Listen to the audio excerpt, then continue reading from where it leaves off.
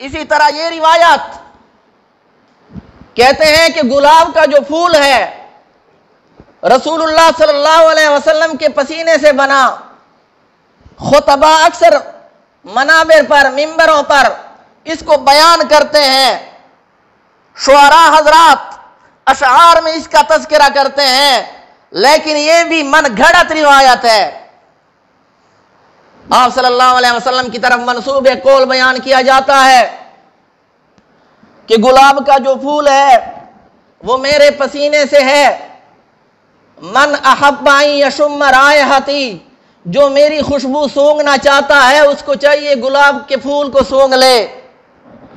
من گھڑت حدیث ہے۔ اسی طرح کئی روایات اس مضمون کی۔ آپ صلی اللہ علیہ وسلم کا فرمان بیان کیا جاتا ہے کہ معراج کی رات میرا پسینہ زمین کی طرف آیا، فنبت الورد، گلاب کا پھول پیدا ہوا اس پسینے سے۔ من احب ان یشم رائحتی، جو چاہتا ہے کہ میری خوشبو سونگے اس کو چاہیے کہ گلاب کا پھول سونگ لے۔ اس کی کوئی حقیقت نہیں ہے۔ اسی طرح رسول اللہ صلی اللہ علیہ وسلم کی طرف منسوب ایک قول ہے کہ آپ صلی اللہ علیہ وسلم نے فرمایا کہ سفید گلاب جو ہے خلق من عرقی، میرے پسینے سے پیدا کیا گیا۔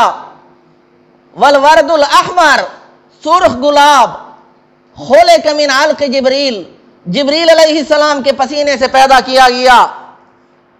اور پیلا گلاب خلق من عرق البراق، براق کے پسینے سے پیدا کیا گیا۔ امام ابن جوزی رحمۃ اللہ علیہ نے لکھا ان کی کوئی اصل نہیں ہے، یہ من گھڑت روایات۔ اور صرف امام ابن جوزی نہیں بلکہ ان کی تائید کی ہے ابن عساکر نے، ان کی تائید کی ہے ملا علی قاری نے، ان کی تائید کی ہے امام نووی نے، ان کی تائید کی ہے امام ذہبی نے، ان کی تائید کی ہے امام شوکانی نے، ان کی تائید کی ہے علامہ سخاوی نے۔ ان تمام حضرات نے لکھا کہ یہ من گھڑت روایات۔ بہت ساری روایات ایسی ہیں جو آپ سنتے رہتے ہیں اور بطور احادیث ان کو بیان کیا جاتا ہے، لیکن محدثین لکھتے ہیں کہ ان کی کوئی اصل نہیں۔